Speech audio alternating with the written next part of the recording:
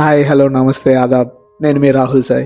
నేను మీ ముందుకు రావడానికి మెయిన్ రీజన్ ఏంటంటే 10,000లో కేరళ ట్రిప్ ఎలా వెళ్ళాలో నేను ఇప్పుడు మీకు చెప్పబోతున్నాను. మీకు కనుక నా వీడియో నచ్చినట్టయితే ప్లీజ్ లైక్ చేయండి. అండ్ మీరు కేరళ ఎవరితో వెళ్ళాలనుకుంటున్నారో వాళ్ళకి ఈ వీడియో షేర్ చేయండి. అండ్ మా కంటెంట్ కనుక మీకు నచ్చినట్టయితే please subscribers and me comments mostly నాకు ఇంపార్టెంట్. ఎందుకంటే మీరు ఇచ్చే ఫీడ్బ్యాక్ తోటి I can improve my self. ఇంకా లేట్ చేయకుండా వీడియోలోకి వెళ్ళిపోదాం పదండి.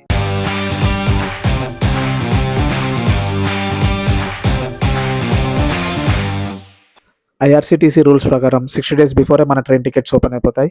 సో మీరు ఏ రోజు వెళ్దాం అనుకుంటున్నారో దాన్ని 60 డేస్ బిఫోర్ మీరు టికెట్స్ బుక్ చేసుకుంటే మీకు వెయిటింగ్ లిస్ట్ బాధ తప్పుతుంది.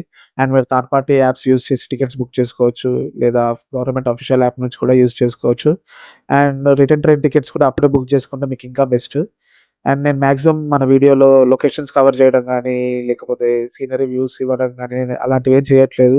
ఎందుకంటే మీరు వెళ్ళి చూడాలనుకున్న లొకేషన్ నేను ముందే యూట్యూబ్లో పెట్టి చూపించాలని ఉద్దేశం అయితే కాదు. మన మెయిన్ మోటో ఓన్లీ బడ్జెట్ మీద. మేమైతే మా జర్నీని వరంగల్ నుంచి స్టార్ట్ చేసాం. వరంగల్ నుంచి కేరళ ఎగ్జాక్ట్లీ 24 అవర్స్. అండ్ మా డ్రాప్ లొకేషన్ వచ్చేసి ఎర్నాకుళం జంక్షన్. మనం 24 అవర్స్ ట్రైన్ జర్నీ చేయాలి కాబట్టి అక్కడ ఫుడ్ వాటర్ అస్సలు బాగోదు. సో ఇంటి ఫుడ్ ప్రిఫర్ చేయండి. అండ్ మనిషికి ఒక 3 వాటర్ బాటిల్స్ చొప్పున తీసుకెళ్ళండి. That will be enough. And మన 24 అవర్స్ ట్రైన్లోనే అయిపోతాయి కాబట్టి బడ్జెట్ అంతా ఎక్కువ ఏమి ఉండదు. ఓన్లీ ట్రైన్ టికెట్స్ ఉంటాయి. మా రిటర్న్ ట్రైన్ టికెట్ డీటెయిల్స్ కూడా అయిన బడ్జెట్ అంతా మీకు స్క్రీన్ మీద చూపిస్తాను.